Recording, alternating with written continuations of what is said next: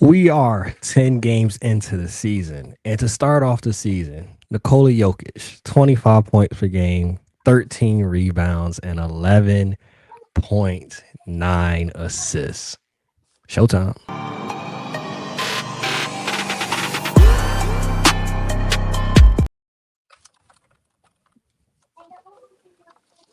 Welcome back. Welcome back to the latest episode of the Corner 3 podcast.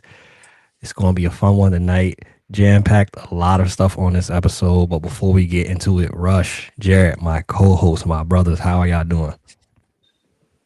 Good, man. I'm glad we're back at it. I think we missed last week because I've been traveling, messing up our schedule. So I Nah, appreciate y'all being flexible this week.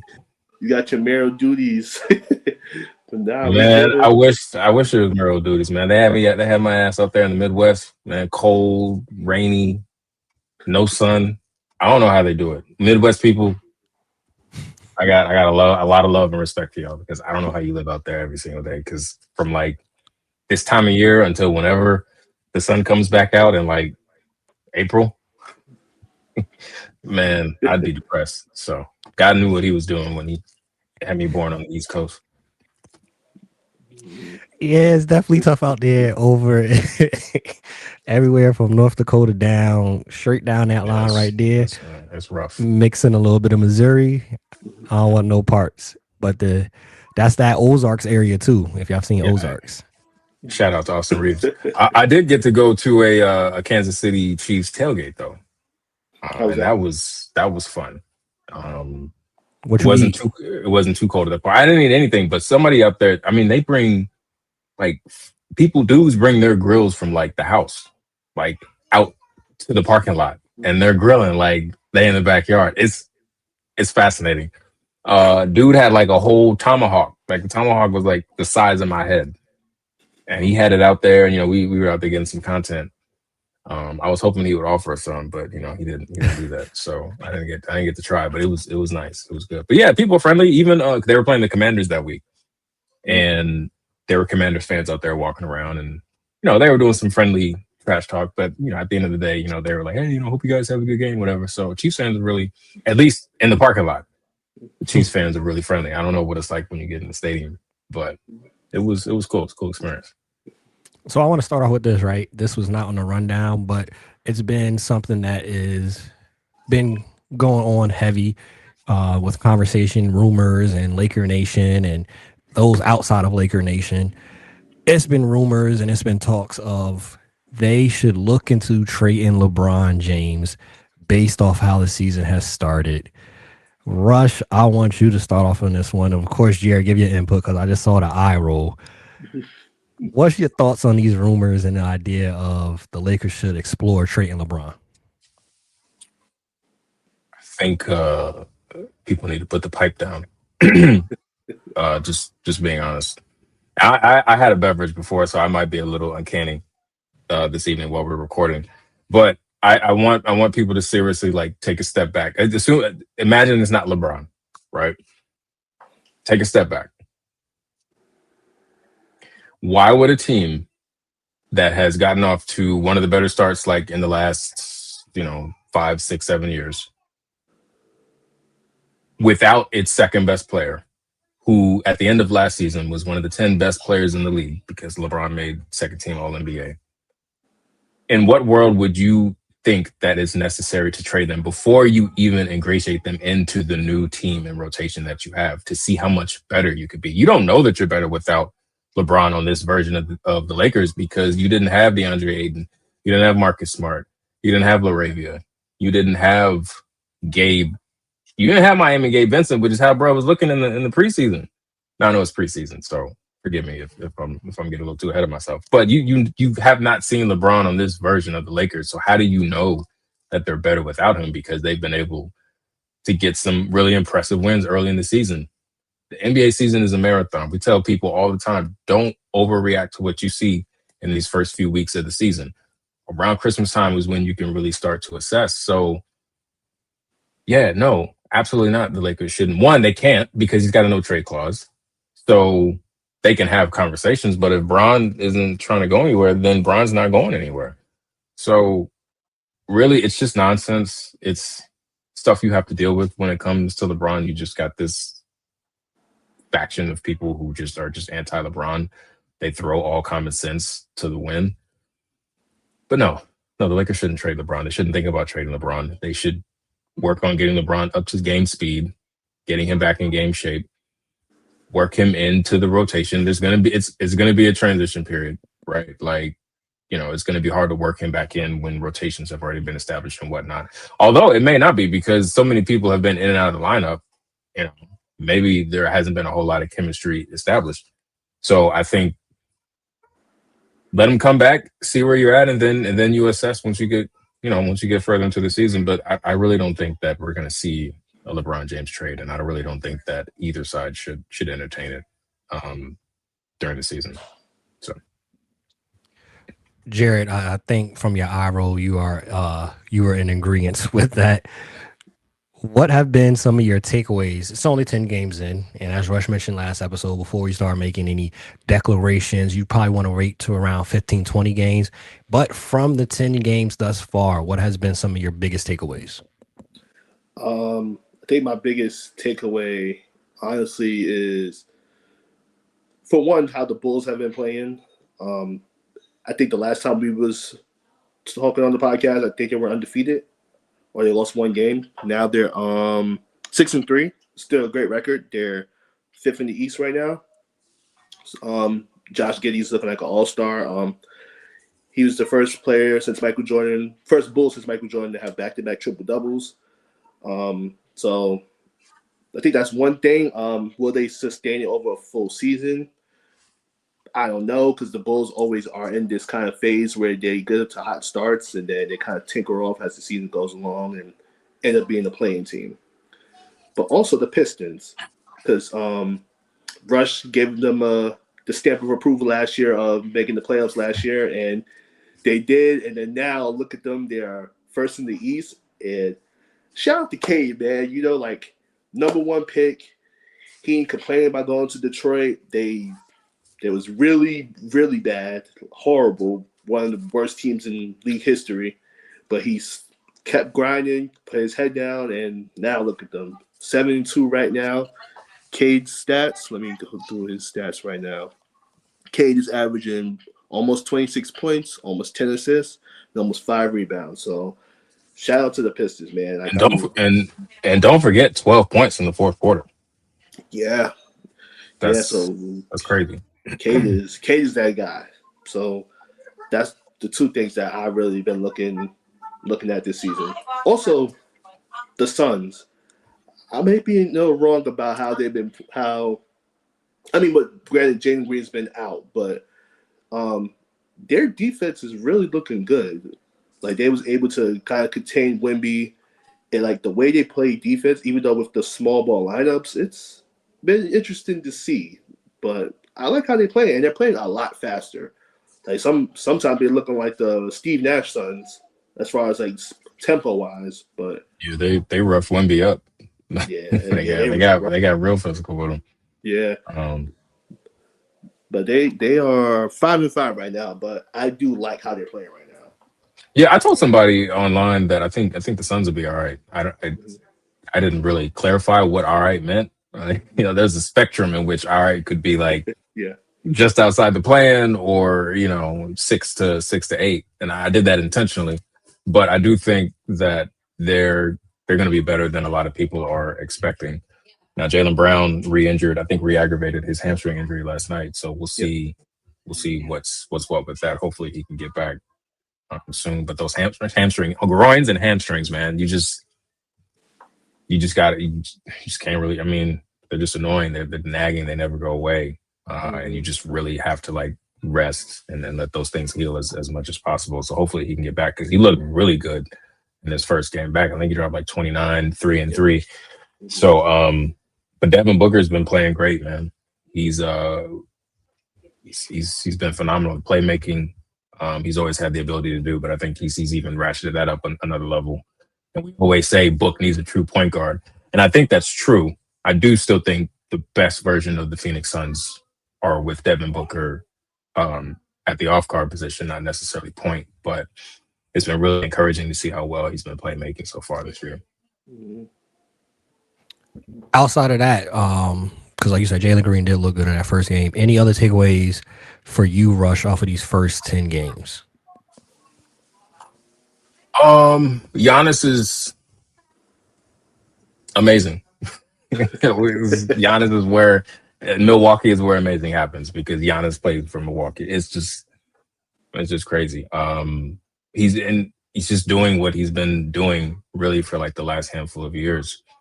And for some reason, he's always on the outside looking in when it comes down to like the MVP race. We're always talking about two other players. But Giannis has been putting up numbers that like people really haven't been doing in league history.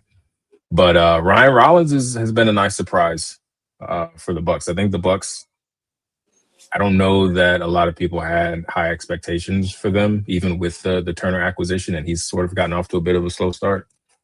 But I think Milwaukee, as you know, we get further into the season, I do think that they're a team in a wide open East that can still contend for like a top 4 seed. But Giannis has been phenomenal to start the year.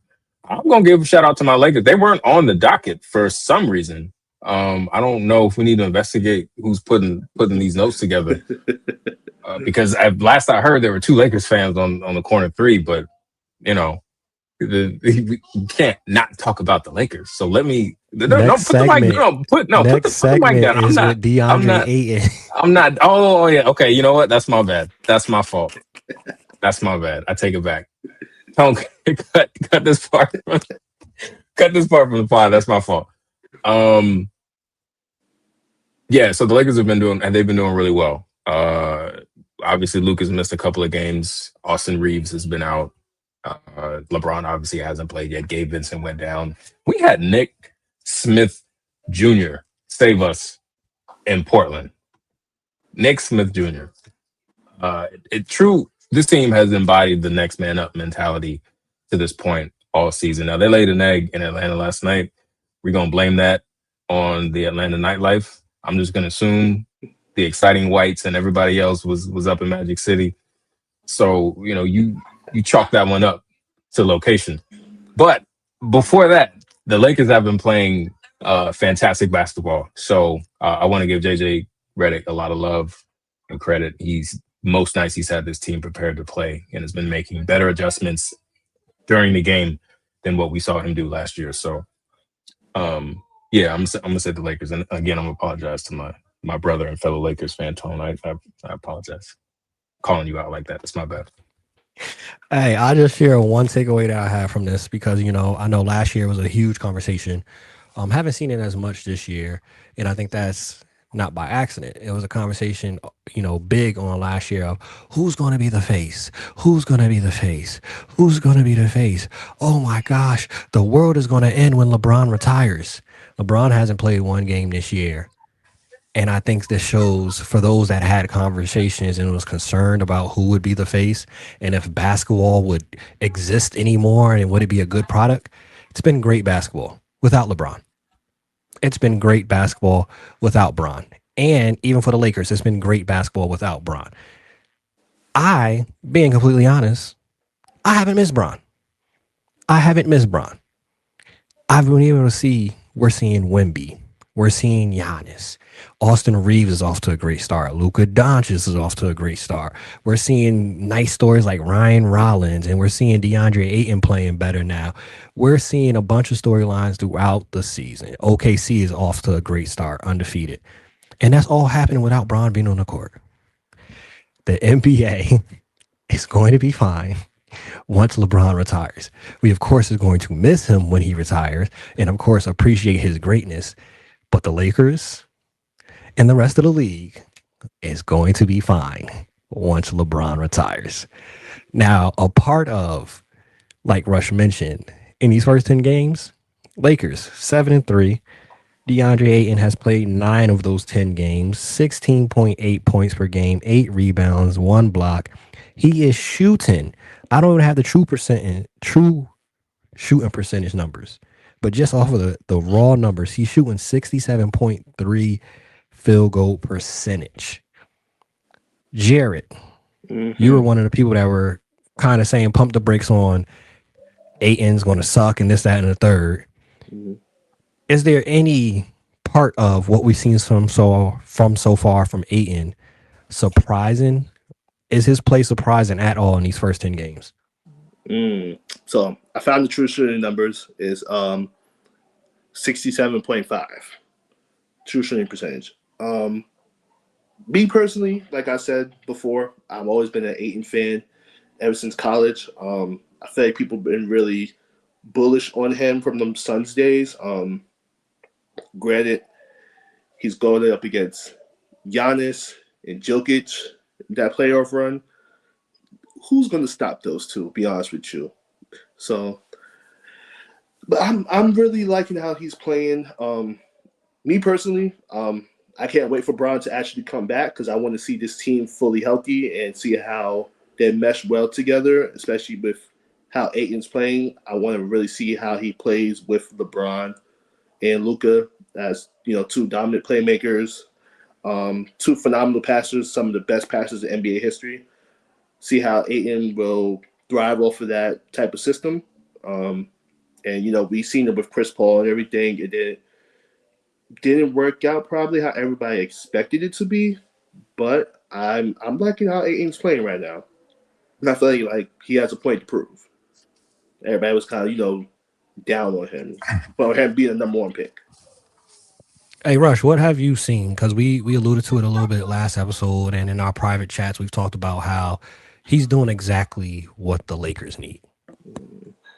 Yeah, I think there's two conversations happening around DeAndre Ayton. There's everyone who's not a Lakers fan, and then there's Lakers fans. And what I mean by that is everyone who's like, say, a jaded Phoenix or a Trailblazers fan is like, oh, just wait.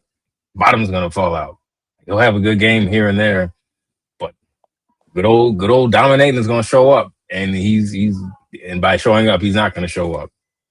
And I feel like most reasonable, logical Lakers fans, maybe there's not that many of us, because the rap is that we're we're delusional. But neither here nor there. I feel like most Lakers fans are realizing the 29 and 10s, right? Those games, that's found money. What we need DeAndre Ayton to do is to be a defensive presence, help protect the rim, which he's doing, rebound the ball, which he's doing at a slightly lesser clip than what he's done historically. But I think those numbers will go up. And make some good decisions out of the short roll, which he's been doing. And we already know he's money from mid-range, right? So he and Austin have developed really good chemistry, probably because they've been, two of the healthier Lakers, I guess, up until Austin got hurt with the groin injury. But their chemistry has kind of been like that from the jump. He and Luka are still sort of developing that. Luka has much better chemistry with Jackson Hayes. But DeAndre he's been playing exactly the way we've needed him to play. And he's even outperformed those needs and expectations. And I think the Lakers they were averaging like 1.18 points per direct Ayton pick.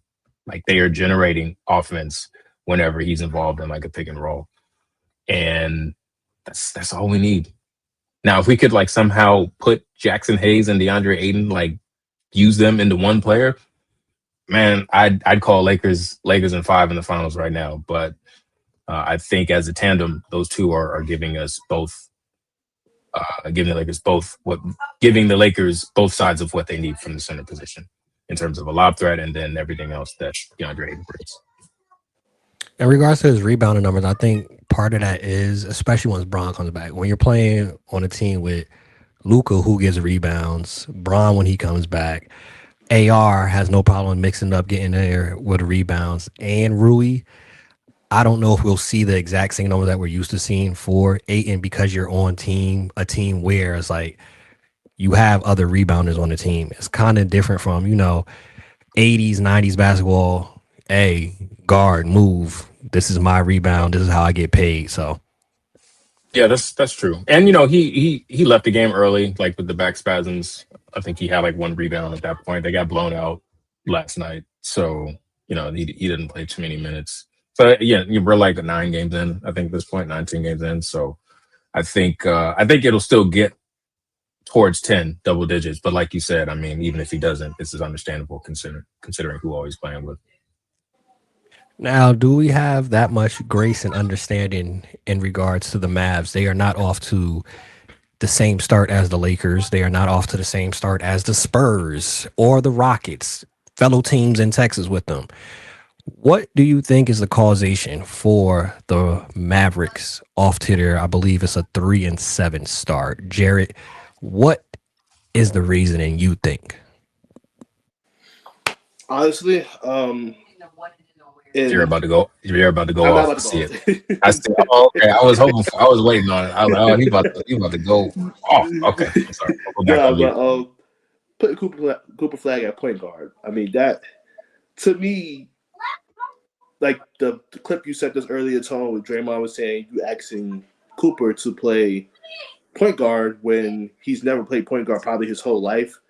And I think someone put this on Threads. It was like because Cooper got a lob from somebody, he dunked on. I forgot who he dunked on, but it was a crazy highlight. But it was like, this is where Cooper should be playing. Like, he should be the finisher, not the passer. So, for me, I think that the Mavs need to. I mean, recently they decided to have D'Lo come off the bench. Feel like that's what they should be doing, and have D'Lo be the point guard on that team and have Cooper play off the ball. I understand the logic behind Cooper playing point because they wanted to become a better ball handler in this league, but he can still kind of play that role as, a 3 or a 4 and be kind of like a do-it-all forward, which he is and how he's played his whole life. You don't need to have him as the primary ball handler trying to basically dictate the whole team's passing and playmaking. Plus the injuries as well. Clay is not Clay no more. He's really, I don't want to say he lost it because I feel like he's going to have a crazy breakout soon. But yeah, it's a number of things why this Mavs team is really struggling. We got to ask Ty about this because that's Ty's team right here. Hey, Rush, right? So Jarrett mentioned Clay. Now Yeah. you might, have more of the reasoning of why they off to the start, but specifically on Clay, it's conversation already.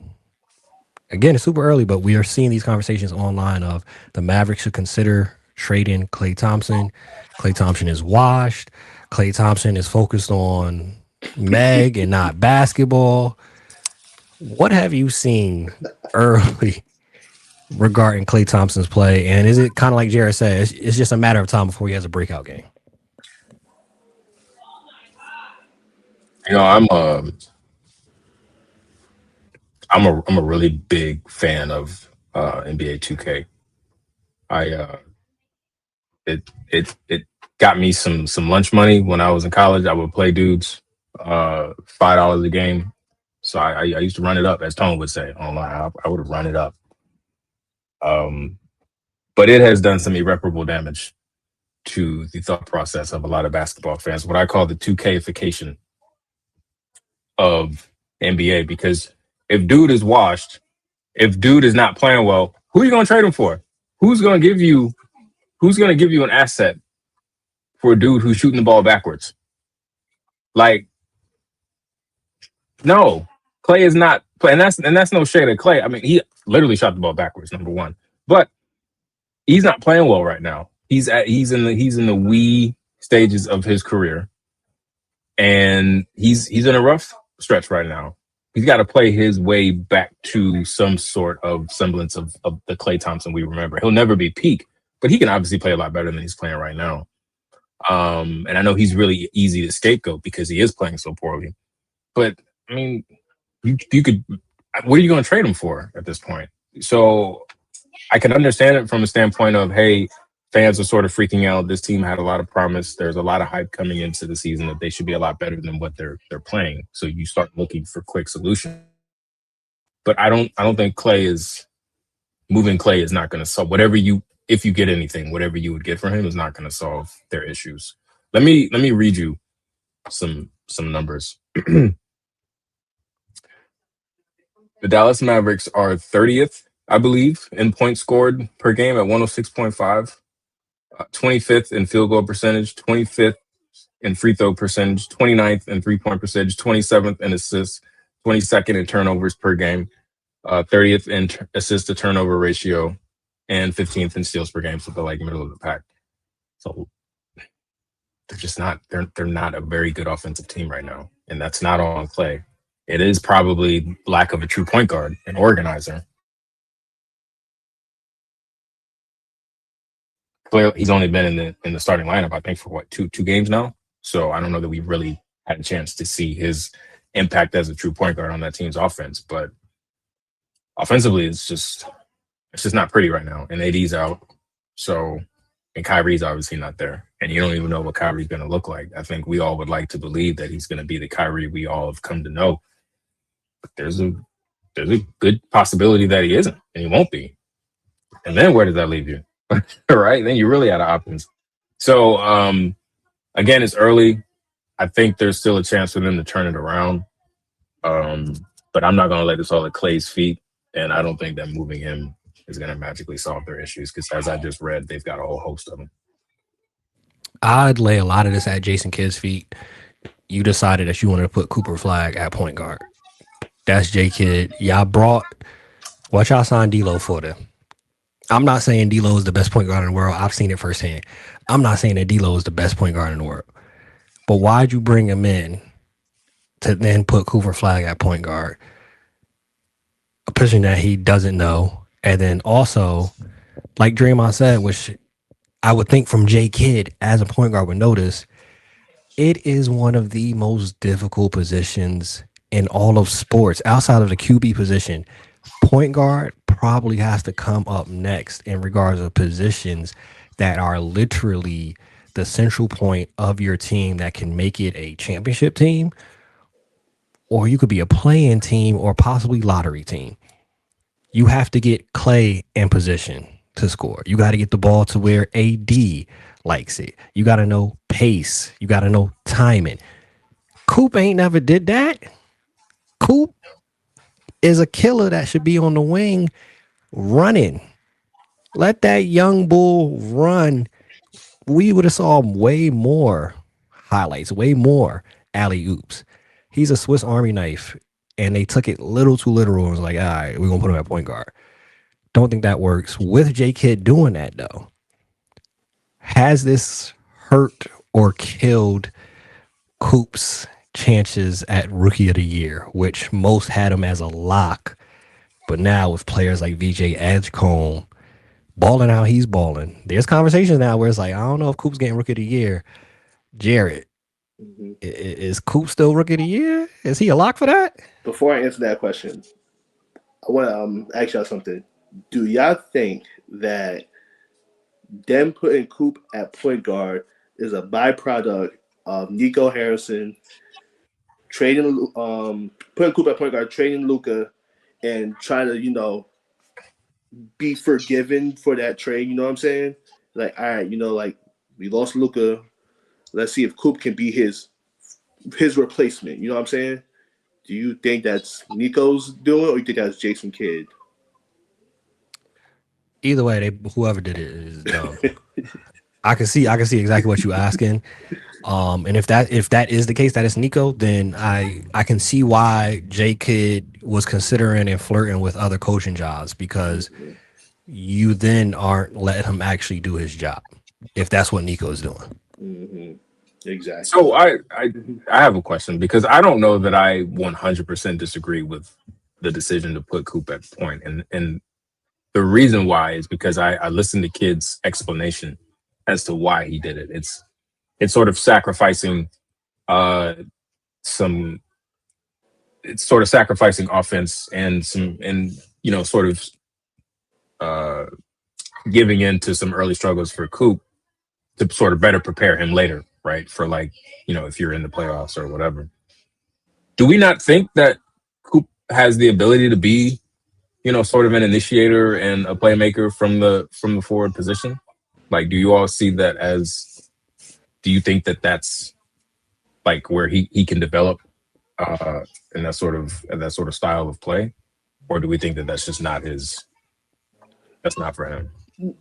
I think he can be. I just think, like you said, from the wing position, kind of like a secondary playmaker, but not the primary playmaker. Kind of like how can I explain it? I mean, kind of like a Draymond in a way. Okay. Even though Draymond is kind of like, sometimes is the primary ball handler, but he has Steph on his team, Right. who is the point guard. So like, I could see Coop kind of like that, but to ask him to be the primary playmaker on that team, because if you look at it, how Jason Kidd's playing them together, it's let's start out Coop, Clay, PJ Christie. Washington, AD, and Gafford Lively, whoever it is. None of those players can actually run an offense or be like the secondary playmaker. All of them are like just scorers, lob threats, dunkers, and PJ Washington spot up three guy. So none of them is actually can take the responsibility off of Coop and let him play off the ball for a little bit.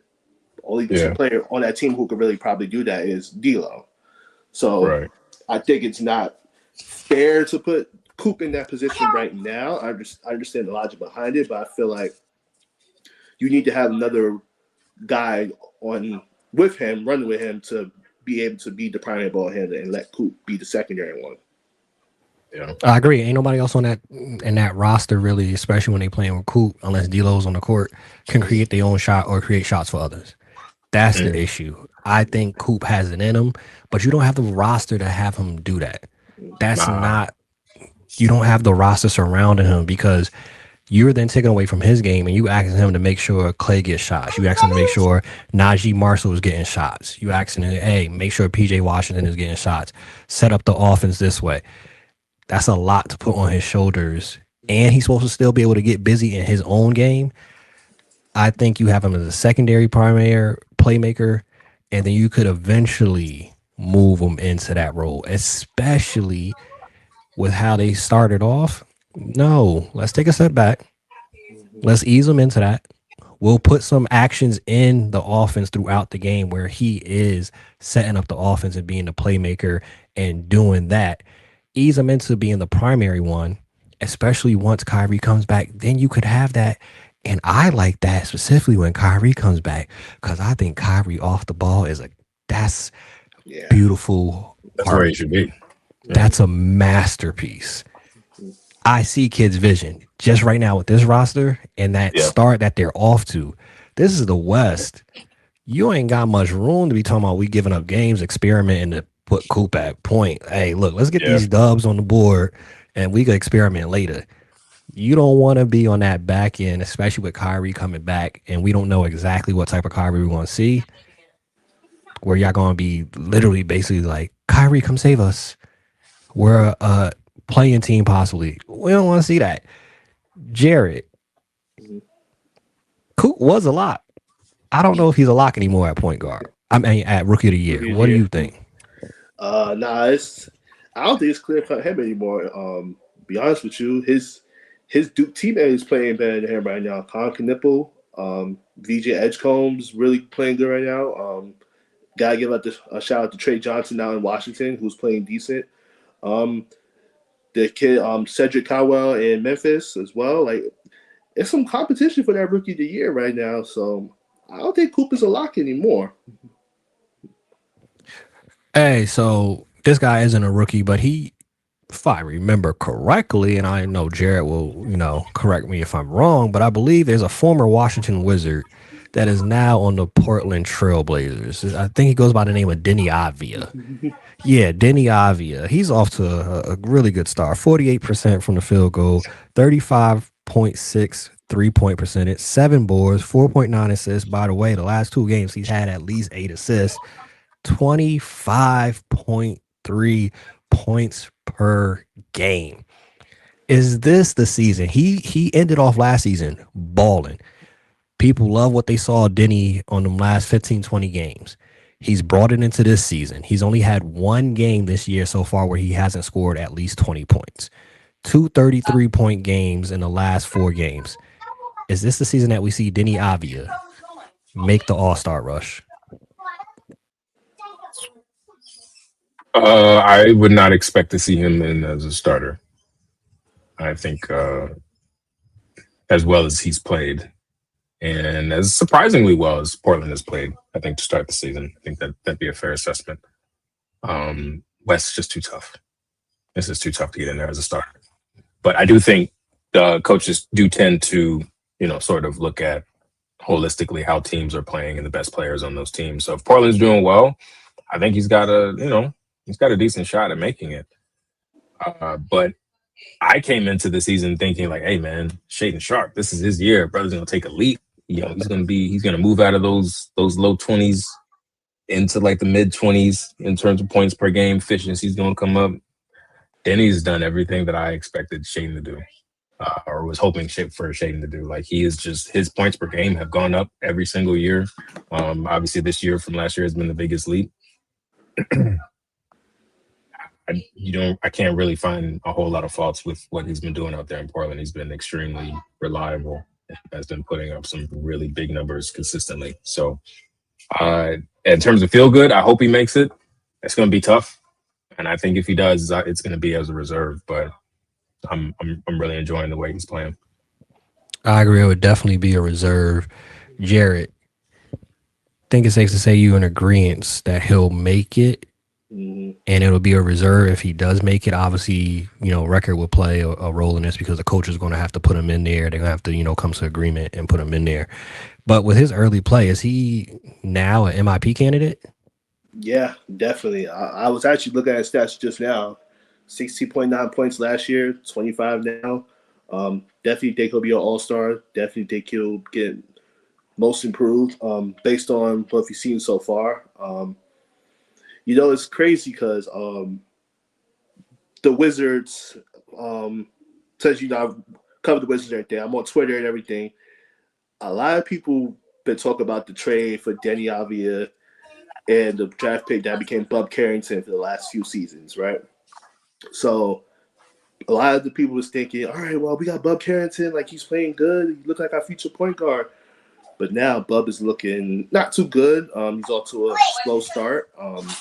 I do expect him to, pick it up as time goes along. But a lot of people is revisiting that trade and thinking, dang, that was a bad trade. But I think Deni was on that trajectory to be like a fridge all-star with Washington. Like, he was still really young. And you see the progression each season with him. His confidence started getting better as far as, him attacking the rim, as far as shooting the ball, becoming a playmaker. So Portland, I guess, just gave him the ultimate green light. Hey, we got nothing to play for. Go ahead, do you. And now he's showing he could be that guy. But, yeah, I would love to see him get most improved. I'm not ready for the reactions on Twitter when he becomes an all-star and get most improved, and people gonna revisit that trade and bash it and everything. Because I don't like that people was coming at Bub Carrington saying he's whack now and all that stuff. I just think he's off to a slow start. He's still very young. He'll get it together. The Wizards and Hornets would make great farm systems for other NBA teams. Yeah. guys leave the Wizards and the Hornets and they start having career years.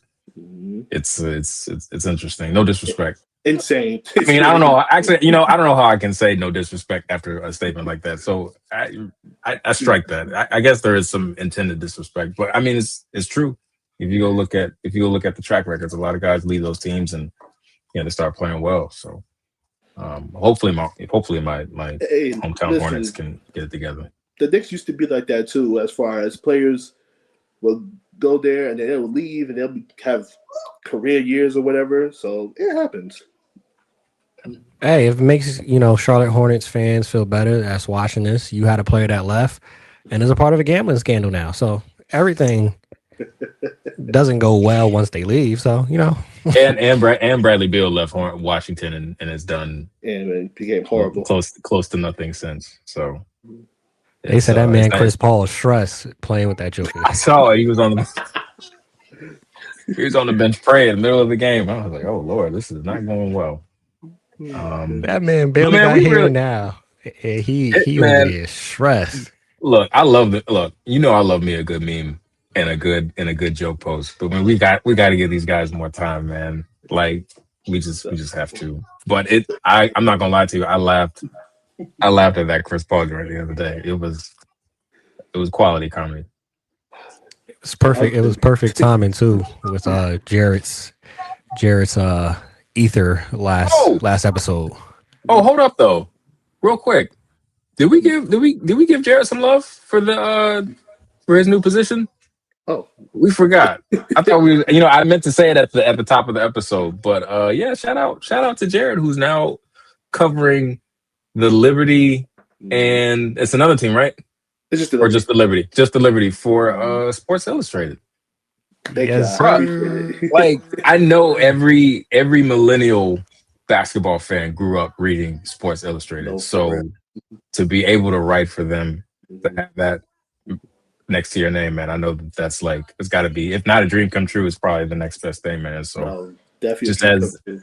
yeah, as your corner three mate, Mhm. just proud of you, man, Appreciate and it, brother. happy for you. That's big time.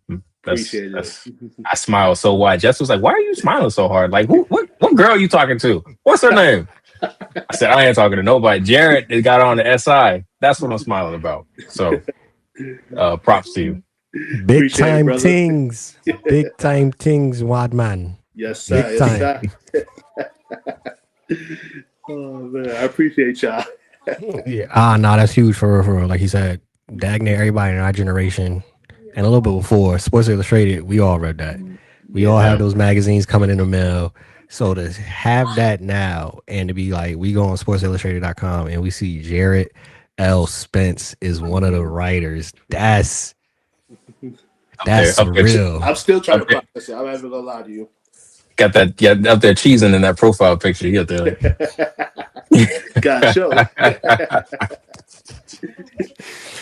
Hey, so you mentioned one of the things which I appreciate you sharing that because I'm not on Twitter and I'm not definitely not in the Wizards conversation.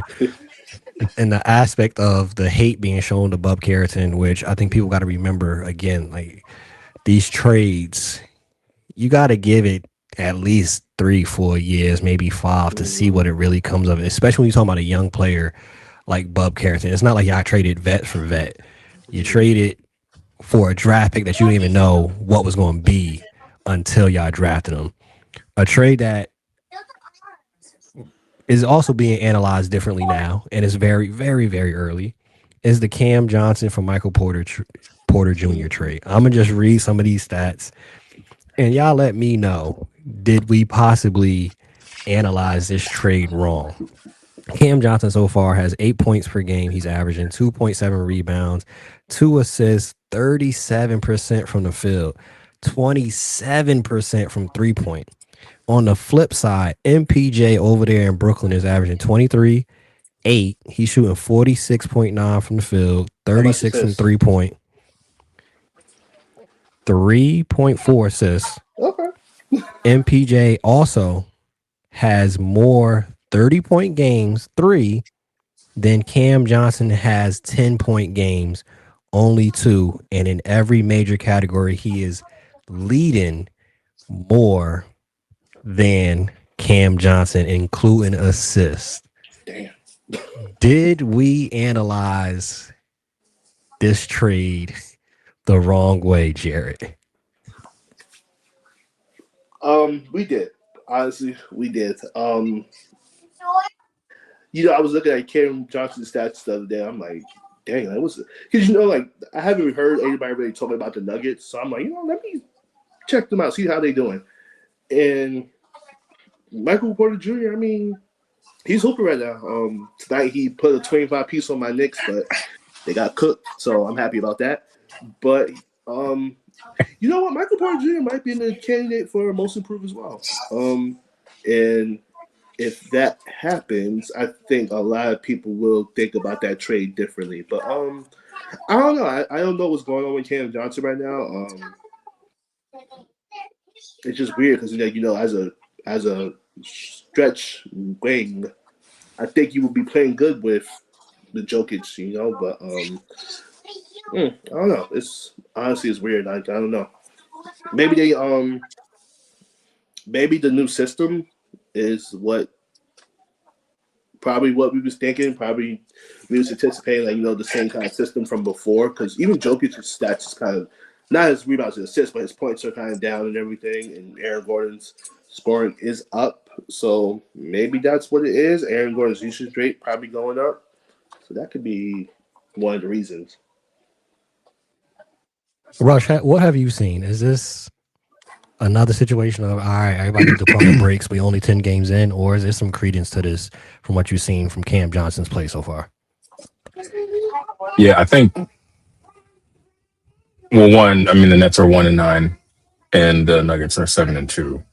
So clearly missing Michael Porter Jr., if we're to assess within these first 10 games, has not really hurt the Nuggets. And I didn't say that to be funny. I'm just really looking at it from a standpoint of, like, if he was a big loss and Cam's been, a huge disappointment so far, I think the Nuggets record would be a little bit more impacted. But I want to pose a question to answer the question. Are we sure that it was strictly a matter of talent, which is why Denver sent Michael Porter Jr. to Brooklyn? Because if you look at salary, Cam Johnson is a relatively comparable player to Michael Porter Jr., but makes like $15 million less, and his contract is off the books at the end of, I believe, next season, whereas Michael Porter Jr. is on for an additional year after that. So I'm wondering if it's maybe we get a comparable player, at worst a slightly lesser player, but we save X amount of dollars in luxury tax or whatever. I think that probably factored into the move. But Michael Porter Jr. is on a terrible team, so he's gonna get all the shots. And Cam Thomas is out now, so he's gonna get even more of all the shots. So I think the empty stats conversation, though, I really don't like talking about NBA players that way. I think we do have to sort of look at the circumstances of which Michael Porter Jr. is putting up these numbers. And I think it's just a matter of Cam really getting familiarized with the Nuggets system. I think his numbers will come up as we get later into the season. I don't know that they'll reach what Michael Porter Jr. is doing, but they don't really need to, because Michael Porter Jr. wasn't doing this when he was on Denver, because that's not what they needed from him. So I think Cam will be all right, and I think he'll be a really big piece to what they do this year. But I don't think that I didn't think that it was like this amazing deal for Denver. I thought it was a savvy deal if you look at the money and in terms of what you're getting in terms of the players being comparable. But I didn't think it was like a huge win for either side. So I don't really think it's something that we need to revisit. I think it's just something that we got to look at with a little bit of nuance. So something you just mentioned right there that I want to ask, do you think that there is such a thing as empty stats? Like when we see players, the Cam Thomases of the world, the Michael Porter Jr.'s of the world in this sense now, even when you look at some of the Wizards players, when Bradley Beal was over there with the Wizards and they were just getting into the play-in, just getting into the playoffs, when you look at teams and players that are not performing well, they're not putting up wins, they're losing by 75 tonight like the Nets did. Do you view those as empty stats and they don't have as much value because the team isn't winning? You could start off, Rush, with we kind of just mentioned it. I mean, I guess it depends on how you define empty, right? Like if like you said, it's because it's not contributing to wins for the team, therefore it's empty. I mean, I guess that's kind of fair, but that's not the fault of a player, because players don't, they don't build teams. They just go out there and they try to execute game plans. So I don't really like to fault guys for being high scoring, high producing offensive players and on bad teams, because they're doing their job. The question is can they do that, when, it might be a little bit easier to do when you're the 14th ranked team in the conference. You're late in the season and you're playing an opponent who's just trying to get to the playoffs. I mean, yeah, they may not take you as seriously as a team who's, 8 spots higher than you. But I think in a general sense, I don't really like using empty stats because I can't go out there and score 25 and drop 5 assists and 5 rebounds on highly efficient numbers. I mean, these guys are still the top 1% of what they do. And for someone like Cam Thomas to be able to go out there and fill it up in the variety of ways that he does it, for Michael Porter Jr. to be able to catch fire like he can, I think it's a little disrespectful to say empty stats, but if you're just looking at it in terms of does it help this team move the needle, I think it might be a fair way to categorize. But I feel icky when I use it, to be honest. Are you in agreement, Jarrett? Because I know another player that comes to mind that has been in that conversation for empty stats. The Zach Levines of the world, when he's with the Bulls, the DeMar DeRozans. Do you feel that should even be a discussion, a label that we put on players? Yeah, for years I've every time someone calls a player an empty stats guy, I'm always on the defensive. And I always go back to the whole situation with Devin Booker. Devin Booker was when he had 70-point game, he averaged 25, 29, whatever. And people say, "Oh, he's empty stats, he's not contributing to winning." But then look what happened when he got Chris Paul, Mikal Bridges, Ayton, Cam Johnson, Jay Crowder, and that team. They went to the finals, and he was the best player on a finals team that lost to rightfully a better team. But it just goes to show that situations matter in the NBA. Like not everybody's going to win. Not everybody's going to be in a favorable situation where the team is going to be fighting for a playoff spot or fighting for a championship.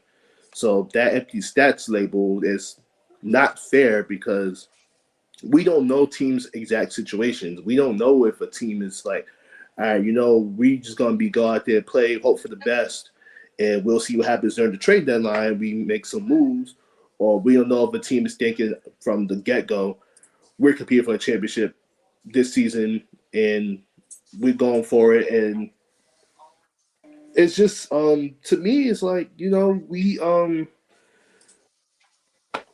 we put this onus on one player to produce wins for an entire team. When teams, for championship teams, it's built from organization, from the coaching staff, from the front office to the team. Everything has to be aligned for them to win. You can't put the onus on one player for a franchise that has probably like 500 people in it to produce wins. So it's not fair to put that on one player. So I don't believe in the empty stats thing. So, in the regard of putting it on one player, I think that is a discussion that should be had when we talk about even on the success side. Of course, you have stars like the Nikola Jokic of the world, where they get most of the credit and they're most of the driving force as to why a team is winning. We can say one of the driving forces as to why the Pistons are off to a great start is none other than Cade Cunningham, which there was a couple games where it kind of seemed a little iffy because they didn't have as much shooting, but he's figured it out. Teams have been packing the paint. He's literally, really, within the season, already made adjustments to figure out how to attack it now with teams playing the Pistons differently with, Jell Beasley currently not on the team. Big loss right there, shooting wise. Are y'all believers in the Detroit Pistons being contenders in the East? Jarrett started off. Your Knicks is in the East too. Do you think? I'll ask you specifically. Russell answered the general question if they contenders. Are the Pistons a threat to your Knicks at all? No. But you've seen what the Knicks did to them in the playoffs. But the Pistons are a better team this year. I'm actually watching them on my phone right now against the Sixers. They're a really good team, though, but I don't think they're – it might be a little too early to call them contenders, in my opinion. The East is very much wide open, and Cade just hit just a crazy three just now. But, yeah, I think it's way too early to say that. Plus, we haven't seen them fully healthy yet as well. Even though they're playing great basketball, I feel like I could be wrong. Like I'm hope I'm wrong.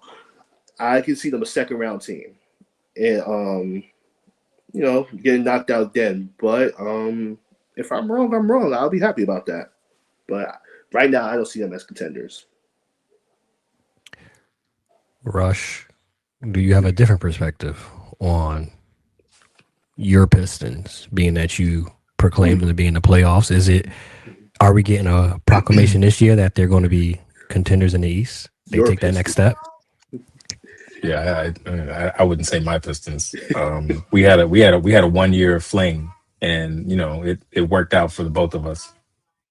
It didn't end well, but we had some good moments for sure. But no, I think that what's interesting about the Pistons is that they're playing a very like early 2000s style of basketball, right? Like with the two bigs, they've got slashers on the wing instead of like traditional 3 and D. What we have come to expect, modern day 3 and D guys, and you've got a ball dominant point guard. So and it's worked to this point. They're 7-2. They're out there. They're the best team. They score the most in the paint, I think. And are they? I can't remember what the stat is, but like I think they're outscoring teams in the paint, and then they're holding teams to the least amount of points in the paint. So like they're dominating essentially in the paint. And I think they are contenders. To be honest with you, I don't see the East as having any real one team as a lock to be in the finals, or even or any two teams still as a lock to be in the Eastern Conference Finals. I'm not moving off my Knicks pick to get to the finals. I still think that they'll be there, but I could see a Knicks Pistons Eastern Conference Finals. I could see Pistons Milwaukee. Like I think that they could absolutely be there at the end of the season, when we're getting close to the finals. I don't think that they'll get to the finals, but I do think that they can make it as far as the Eastern Conference Finals. Hey, so I want to end off with this, right? We got the Unrivaled draft. The Unrivaled draft happened. Doesn't start till January, but I'm gonna ask y'all, who are y'all rocking with for this Unrivaled season? Who's your team? For me, I'm going with the Breeze, Page. That's the team that I'm rocking with this season. Rush, Jarrett. Who is your Unrivaled team this year? I'm going with the Phantom. I mean, you talking to me about Kelsey Plum, Dane Evans, Satu, Aaliyah Boston, Natasha on there, bro. I mean, you got everything you need, and I know they're not gonna lack in toughness. I know that. So, yeah, I like the Phantom, even though that means I got to go away from my girl Paige, but I'll be back to being my lifelong Dallas Wing status, Dallas Wing fan status once hopefully the WNBA season picks back up next summer. Watch them Bulls playing the Phantom. That's all I say. Yeah, don't come in here. Don't come in here weak. You better come ready for some contact. Is all I'm saying. Jared, who you rocking with? I'm looking through the rosters right now. I think I'm gonna go. I think I'm gonna go with the Mist. I think I'm gonna go with the Mist. I think they got a lot of size on their team with Smith, Stewie, and Lee. You got Veronica Burton coming off a most improved season. You got Enrique, who didn't have a good season, but I feel like she's gonna come out with a point to prove. Alyssa Gray coming off a MVP-like season. I think she finished third in MVP this year. Stewie, she had the knee injury, but I feel like she's going to be healthy by the time Unrivaled starts. So I feel like I'm going to go with them. We shall see. My concern with that team specifically is Stewie's health.